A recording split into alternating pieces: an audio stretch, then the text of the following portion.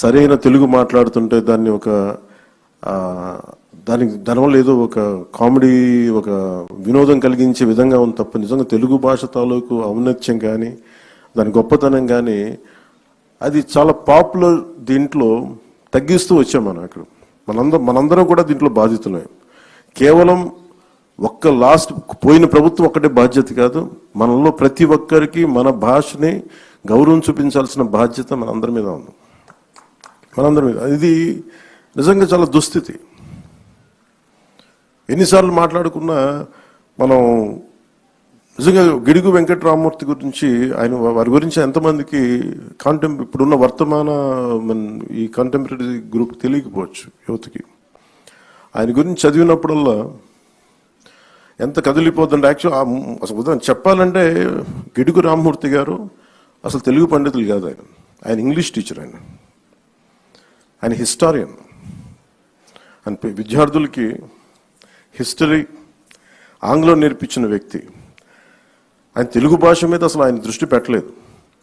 కానీ హిస్టరీ దీంట్లో ఏదో ఒక టెంపుల్కి వెళ్తే ఆ టెంపుల్ ఒక ప్రత్యేకమైన ఒక కలిపిన ఒక భాష పత్రాలు ఉంటే ఆ టెంపుల్ మీద అది అర్థం చేసుకోవడానికి ఒక ప్రయత్నం చేసి అప్పుడు ఆయన చదివి దాని మీద అది దీన్ని మరుగైపోయిన భాష, ఇది ఎవరు చదవలేరు, దేవతల భాష అంటే అది కాదని చెప్పి ఆయన నేర్చుకొని ఆయన ఎక్కడ మన లండన్ నుంచి కొన్ని మ్యాగజైన్స్ ఇంపోర్ట్ చేసుకొని పర్లాకిమిడి మహారాజు వారి సహకారంతో అవన్నీ చదివి అలా ఆయన పరిశోధకుడు ఆయన.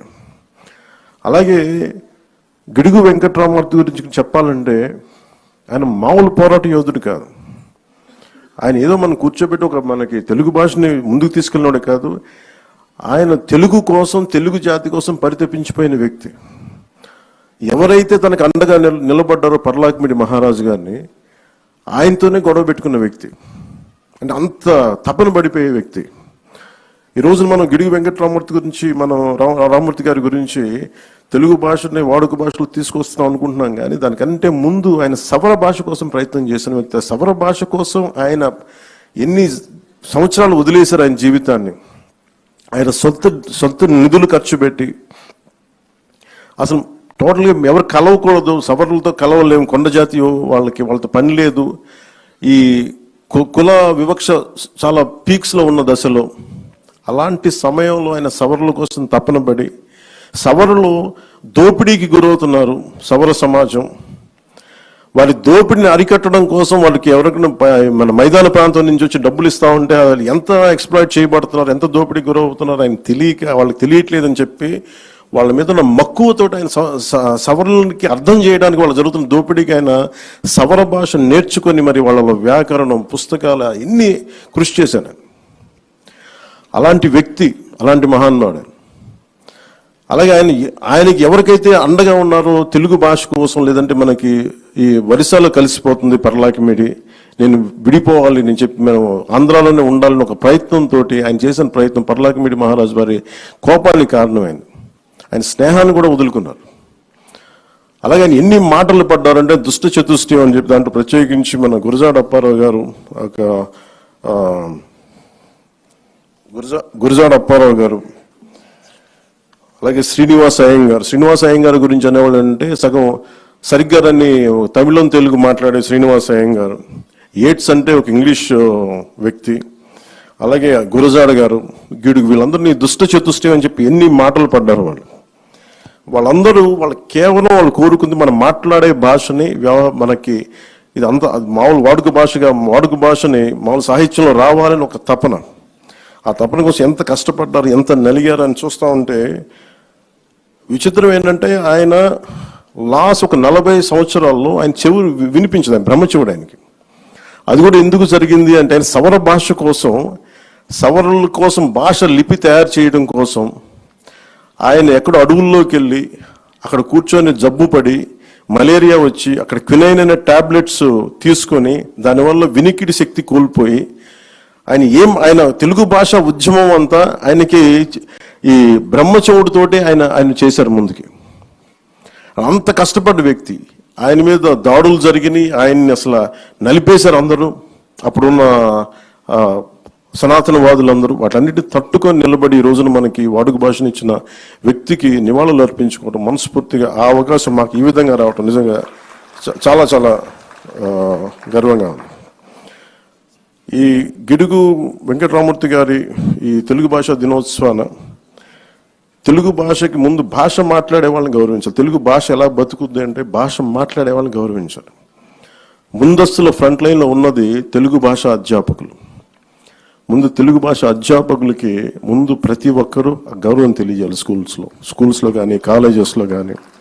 ఇంకా చెప్పాలంటే మాతృభాషను బోధిస్తున్న వాళ్ళకి జీతభత్యాలు ఎక్కువ ఉండాలి, ప్రభుత్వం నుంచి కూడా ఎక్కువ సహకారం ఉండాలని మనస్ఫూర్తిగా కోరుకుంటున్నాను. అలాగే మొన్న ఒక తెలుగు పండితులు విజ్ఞప్తి చేశారు. ఇది ఈ జీవో MS 77 అని చెప్పి మన రద్దు చేయండి అని చెప్పి ఒక తెలుగు పండితులు విజ్ఞప్తి చేశారు. గౌరవ ముఖ్యమంత్రి గారి దృష్టికి కూడా తీసుకొస్తున్నాను. ఈ జీవో MS 77ని రద్దు చేయమని తెలుగు పండితులు అందరూ కోరుకుంటున్నారు సార్. ఒకసారి మీ దృష్టికి తీసుకొస్తున్నాను. ఇది భాషా పండితులకి తీవ్రమైన అన్యాయం జరుగుతుందని చెప్పి MA Telugu main subject optional సబ్జెక్ట్గా తీసుకున్న వారికి కూడా వాళ్ళు ఈ చాలా సమస్యలు ఉన్నాయి నా దృష్టికి తీసుకొచ్చి అది కూడా ఒకసారి మీ దృష్టికి తీసుకొస్తా ఉన్నాను. ఇది ప్రత్యేకించి మేము కోరుకుంటాను. నేను వ్యక్తిగతంగా తెలుగు భాష నేను పూర్తి తెలుగులో మాట్లాడడానికి ఆంగ్ల పదాలు లేకుండా తెలుగు మాట్లాడాలంటే ఎంత నలుగుతున్నా నాకు అర్థమవుతుంది. ఇబ్బందిగా ఉంటుంది. ఒక ఇంగ్లీష్ పదం లేకుండా అదే మరాఠీ తీసుకుంటే ఒక్క ఆంగ్ల పదం లేకుండా మరాఠీ మాట్లాడచ్చు. తమిళ్ తీసుకుంటే నేను చాలామంది తమిళులతో మాట్లాడుతూ ఉంటే వాళ్ళు ఒక క్రమ పద్ధతిలో ఆంగ్ల పదాలు మేము వాడం పూర్తి శుద్ధ తమిళ్ ఉండాలని చెప్పి వాళ్ళు కొత్త పదాలు కనిపెట్టి దానిని ప్రతిసారి దాని ప్రాచుర్యంలోకి తీసుకొస్తారు. మనం అంత ప్రయత్నం చేస్తామో లేదో నాకు తెలియదు కానీ అంత కుదురుదో లేదో తెలియదు కానీ మనకున్న మాండలికాలు మనకున్న దీనివల్ల ఖచ్చితంగా మాతృభాషకి మటుకు మనం చాలా పెద్దపీట వేయకపోతే మనం చేతులు మనమే నాశనం చేసుకునే వాళ్ళం అవుతాం. అలాగే ముఖ్యంగా యువత పిల్లలకు కూడా ఇంగ్లీష్ మాట్లాడితేనే చదువులు కాదు, ఇంగ్లీష్ కావాలి అవసరం చెప్తాను. ఎవరి గురించే చదువుకున్నాం మన గిడుగు రామూర్తి గారు ఆయన ఇంగ్లీష్ టీచర్ కానీ తెలుగు భాషను వదల.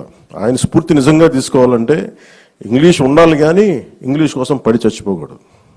అంటే ఇంగ్లీష్ లేకపోతే మన బతుకులు లేవు, అట్లా ఏం అవసరం లేదు. కానీ ఇంగ్లీష్ అవసరం అంతేగాని ఇంగ్లీష్లో చదివితేనే మన తెలివితేటలు వస్తాయి, ఇంగ్లీష్లో చదవకపోతే రావు అనేది ఆ దుస్థితి నుంచి మనందరం కూడా దీన్ని బయటపడాలి. ఈ సందర్భంగా ప్రతి ఒక్కరిని కోరుకుంటూ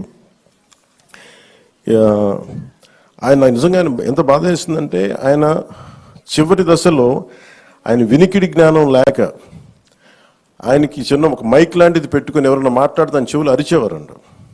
అట్లా ఆయన వాళ్ళ అబ్బాయిలు కూడా చెప్తా ఉంటారు. ఇది ఒక పుస్తకాలు చదివాను. ఆయనకి తెలుగు భాషని ఆయన వాడుక భాష తీసుకునే ఉద్యమంలో ఆయన వినికిడి శక్తి కోల్పోవటం ఒక వరం అయిపోయిందన్న. ఎందుకంటే బయట ప్రపంచం తెలియదు ఆయనకి. ఏమనుకున్న ఆయన భావ తీవ్రతని ముందుకు తీసుకెళ్ళిపోయారు. ఆయన ఒక్కడు సింగిల్ హ్యాండెడ్గా ఈ రోజున తెలుగు భాష మనకు దొరికింది వ్యవహారికంగా తీసుకొచ్చారంటే ఒక్కడు చేశాడు ఆయన. గురజాడ అప్పారావు గారు ఎంత మాత్రం సపోర్ట్ చేసినా మిగతా వాళ్ళు సపోర్ట్ చేసినా ఆయన సొంత డబ్బులు లేకపోయినా ఇళ్ళమ్మి వాకిళ్ళమ్మి ఆయన పెద్ద కొడుకు సీతాపతి గారు అండగా ఉండి ఇన్ని చేసి ఆయన ముందుకు తీసుకెళ్ళి తెలుగు భాషని మనకి ఈరోజు ఈ రకంగా అందించిన గిడుగు రామమూర్తి గారికి నా మనస్ఫూర్తిగా నా పాదాభివందనాలు. నా కోరిక కూడా ఒకటి, మీ అందరికీ తెలుగు భాష వ్యాకరణం మరింత నా ఉద్దేశం నేను చాలా ప్రయత్నాలు చేశాను వ్యక్తిగతంగా. సూర్యరాయేంద్ర నిఘంటువుని 80లో ప్రచురించారు. తర్వాత మళ్ళీ దాన్ని రావటం మానేసింది. పిఠాపురం మహారాజు వారు 7 సంకలనాలు ఉండే 7 వాల్యూమ్స్. ఆ తర్వాత దాన్ని వదిలేసాం. నేను ప్రయత్నం కూడా చేశాను ఇక్కడ మన లోకల్ స్థానిక మన విజయవాడలో ఉండే ప్రచురణకర్తలతో మాట్లాడి నేను ఈ రోజున మీకు మాటిస్తున్నాను. అది ప్రభుత్వం మన చంద్రబాబు గారి దృష్టికి తీసుకెళ్ళి గౌరవ ముఖ్యమంత్రి చంద్రబాబు గారి దృష్టికి తీసుకెళ్ళి సూర్యరాయేంద్ర నిఘంటువు ఆయన ఈ భాషా దినోత్సవం సందర్భంగా ఈ సూర్యరాయేంద్ర నిఘంటువుని ఖచ్చితంగా ప్రాచుర్యం తిరిగి పునర్ముద్రణ జరగాలి. దానికి మనస్ఫూర్తిగా కృషి చేస్తాం, దాన్ని ముందుకు తీసుకొస్తామని మీకు మాటిస్తూ మరోమారు గిడుగు వెంకటరామూర్తి గారికి వారికి కృతజ్ఞతలు, వారికి నమస్కారాలు తెలియజేసుకుంటూ సెలవు తీసుకున్నాను. జై హింద్.